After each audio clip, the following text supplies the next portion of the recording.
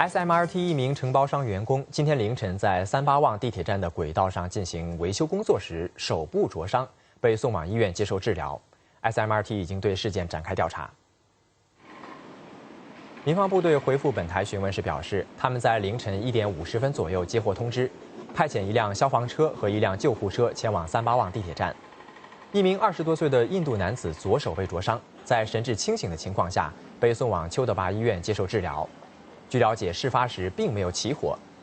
SMRT 表示，这名承包商员工是在获得 SMRT 准许的情况下前往轨道进行维修工作的，公司还在调查这起事件。